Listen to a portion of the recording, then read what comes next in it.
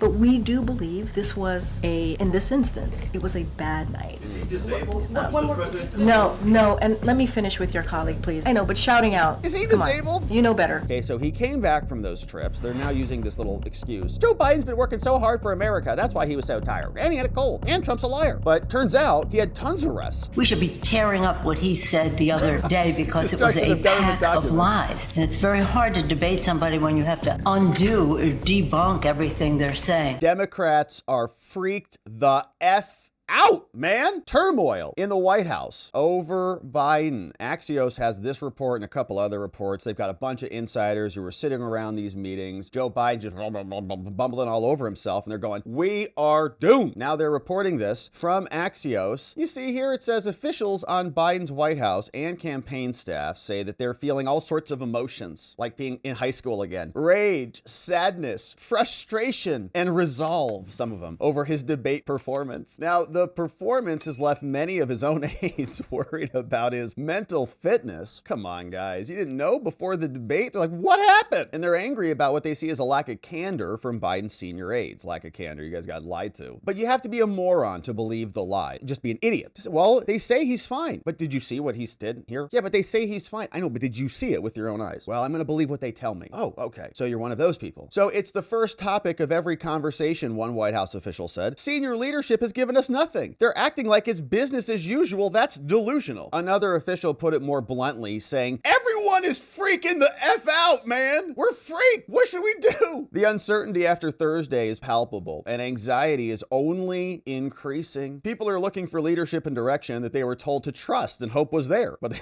aren't yet feeling in what is now clearly a defining moment of his presidency. On Friday, the day after the debate, senior White House officials addressed the performance of the president with staffers. Many felt that they were only being given talking points. No one got a real explanation about anything. No one knows why he was unable to string sentences together or even articulate a case for himself over Trump. Still, no answers from aides. It's been ongoing since the debate. Now, part of Biden's team sees the debate as just one bad night. One longtime Biden aide told Axios, says, Davos Dems love to hedge their bets against us and get all hysterical like they did in 2019. And just like after 2020, they're going to come back with the DNC convention lanyards in their hands, begging for Christmas party invitations and then for a +1. Like they're all going to be there at the Biden Christmas party saying, can we come in now? Axios granted several Biden officials anonymity. Can you tell us what's happening in there? Now, this is an interesting thing that's been developing, is that the Biden people, the inner circle, Biden, Jill, Hunty Poo, who's now, I guess, running the country, they all were blaming the aides, Ron Klain and the rest of them, saying that they didn't prepare Joe. He only had 7 days to rest, and that's not long enough to prepare for a 90-minute debate with Trump. And so it was their fault that his performance was bad. He was overworked. He was overstressed and blah, blah, blah. Well, then the aides just turned around and said, oh, well, how about we just leak everything to the press? If you want to blame us, how about we just confirm that your guy actually has dementia? So then all these people are talking, right? It's just like leaking like a sieve. They have all these reports. So then several Biden officials were granted anonymity. They say, yeah, I'll tell you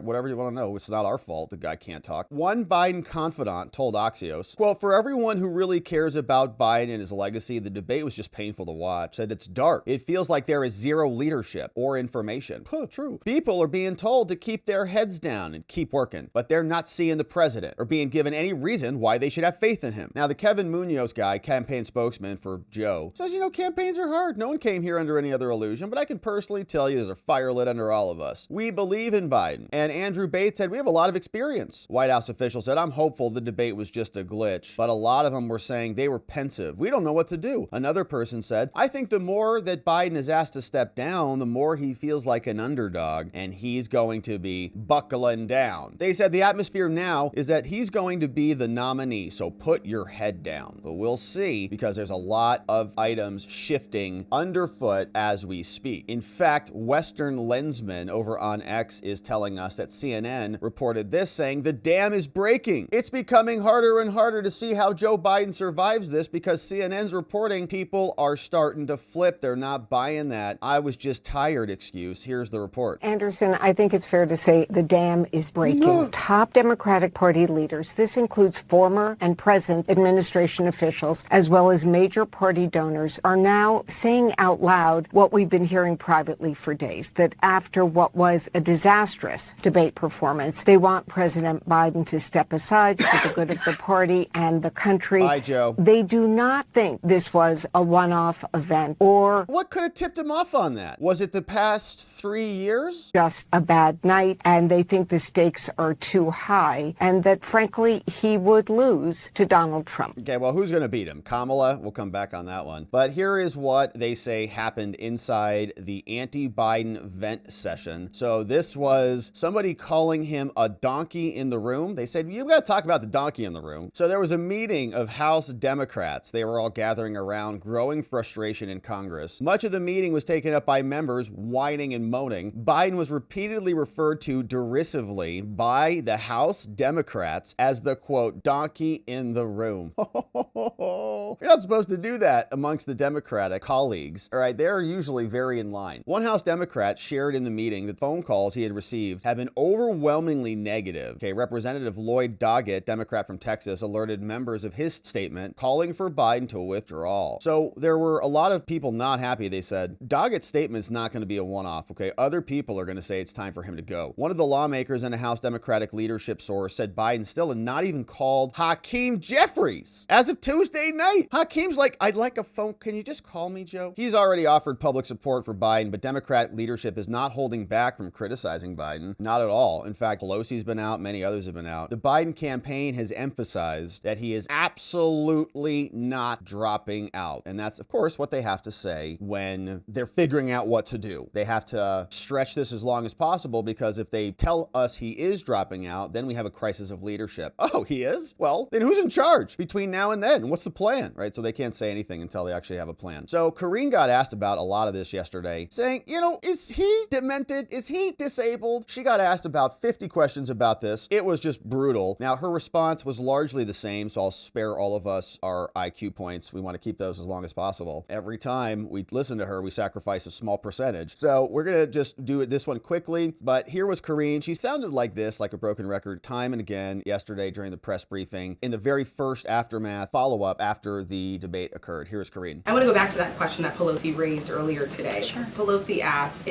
said it's a legitimate question to ask if this is an episode or is this a condition. Which one is it? Well, what I can tell you is that he had a cold and a bad night. I would not see this as an episode. I would see this as what it was and what we believe it to be, which is it was a bad night. And he did, on top of that, he had a cold. And that is the reality of the situation. That is the reality of what happened that night. We've certainly seen the reporting out there that this is not just a standalone instance, that other people are saying that this has happened before. One, do you see these as legitimate questions? And also, are you being straight with the American people? I see it as a legitimate question. I do. And I have said it is a fair question to ask. The president sees it as a legitimate question. I think also the president saying, I am not a young man. I'm not as a smooth talker as I used to be. I don't walk as easily as I used to. I don't debate as well as I used to. I mean, the president is admitting and saying, and this is not the first time, right? He's talked about his age. He's joked about his age many times before. And so you heard that directly. And we are acknowledging what people are seeing. But we do believe this was in this instance, it was a bad night. Is he disabled? No. And let me finish with your colleague, please. I know, but shouting out. Is he Come on. disabled? You know better. Come on. Oh, well, is he disabled? She says no. Okay, he's not disabled. Behave yourselves in my press briefing room. So we saw that was happening. Karine got asked about this one as well. This one was about a neurological scan. So did somebody go and run his brain through a big giant machine? Did they MRI that puppy? All right, was there something short-circuiting in there? Here's Karine. After the debate,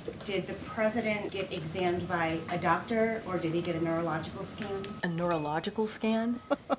She's offended. What I can say is that, just to take a step back, it was a bad night. We understand that it was a bad night. And the president has spoken to this, and he understands that. And so I cannot speak to anything beyond what I just shared. The president has regular annual physicals that we release in a thorough report. We're going to continue to do that. I don't have anything else beyond that. Yeah, but does he do neurological scans, Karine? Okay, he gets his ears checked. Okay, but what about his brain? That's our concern. Incredulous is a great word. So that's exactly what she was. Incredulous. Well, the reason people are asking that is because now Joe Biden is just rubbing dudes' arms in slow motion when he's meeting people talking about global warming. I mean, here was this scene, which is Joe. Look at that. What's going on over there? Even that dude's like, what are you doing?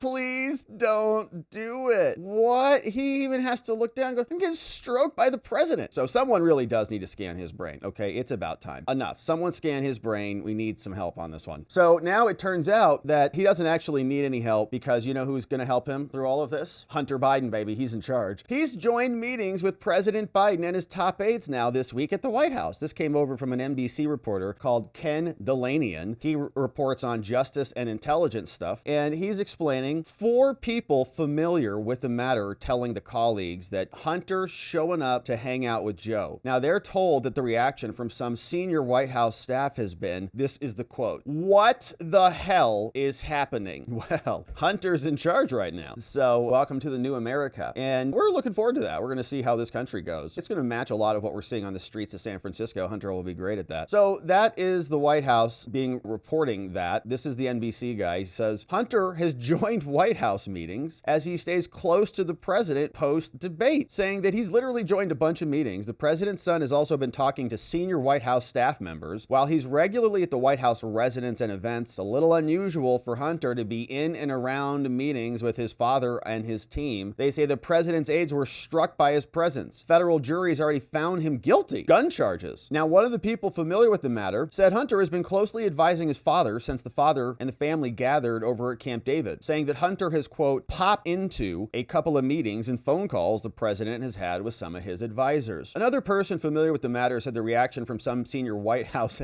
aides is, what the hell is happening? Saying Hunter came back from the family from Camp David and he's just been hanging out. That's all. Don't worry about it. And so Karine was asked about this. Is he in charge now? Is he the president now since his dad can't think or speak or talk or walk? Here is Karine getting asked about Hunter running the country now. Biden has been in some meetings with senior advisors. Why is the president's son involved? So a couple of things I saw that reporting as I was coming out. So a couple of things there. Look, the president, as you know, is very close to his family. This is a holiday week, 4th of July. He spent time with his family, as you all know, and reported at Camp David. Hunter came back with him and walked with him into that meeting, that speech prep, and he ended up spending time with his dad and his family that night. That is basically what happened. It is a week where there's going to be more family members who are going to come to the White House. I'm sure you'll see some of them on 4th of July. Many more are expected to be here. No issue with family being in the White House. The question, though, would be, is he participating in meetings with senior advisors? What I can say is that he came back with his dad from Camp David. He walked him into the speech prep, and he was in the room. That I can tell you he was in the room. Okay, so Hunter is now a convicted felon, and he's running the country with his dad. So they kept screaming to us that,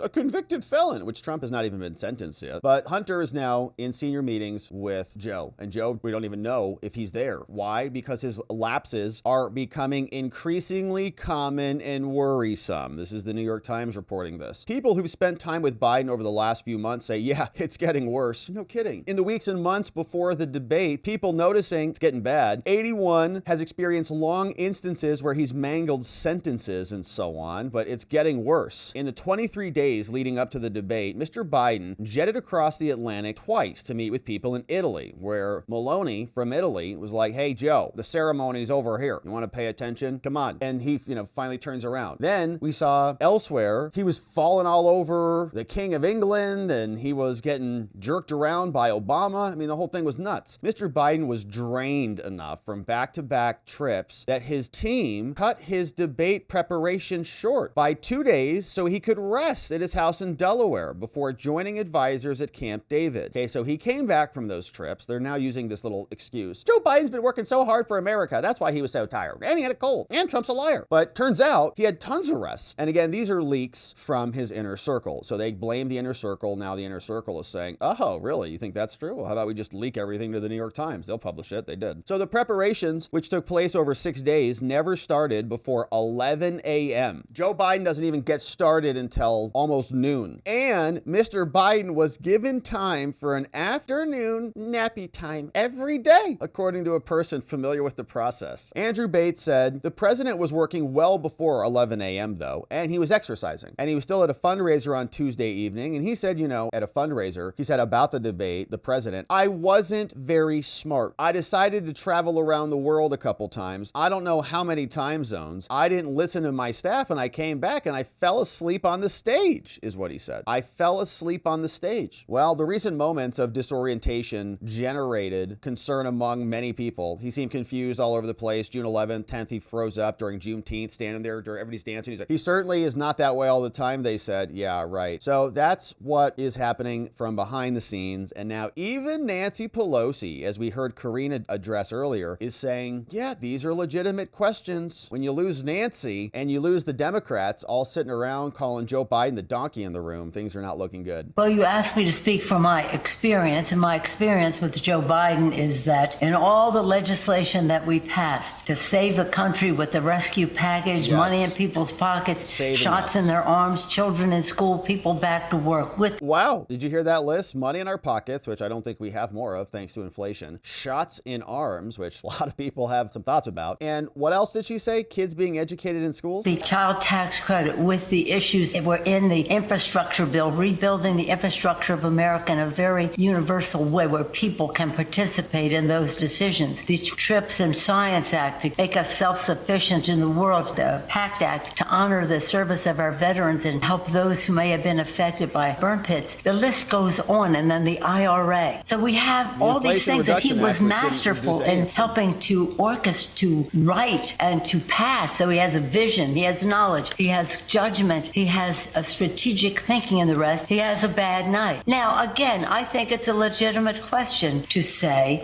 is this an episode or is this a condition? And so when people ask that question, it's legitimate of both candidates, because what we saw on the other side was a lying of Justin. You know, I tore up his speech when he lied to the Congress on every Which was a destruction of evidence. You should be indicted for that. single page of his State of the Union. We should be tearing up what he said the other day because it was a pack of lies. And it's very hard to debate somebody when you have to undo or debunk everything they're saying. But again, arguably, I think both candidates owe whatever test you want to put them to in terms of their mental acuity and their health. All right, mental acuity and health. Somebody should first of all see what her blood alcohol content level is. I don't know what time it is when they're doing this interview, but someone should check on that because you never know. Looks like she's probably at home with a list of stuff that she's reading from, but that should be added to the list. And if we're going to be doing an MRI brain scan, neurological scan of Joe Biden and Kamala, we should just add Nancy Pelosi to the list as well because they are legitimate questions, okay? Even she says it. So let's scan them all and we'll see what is inside their brains, if anything.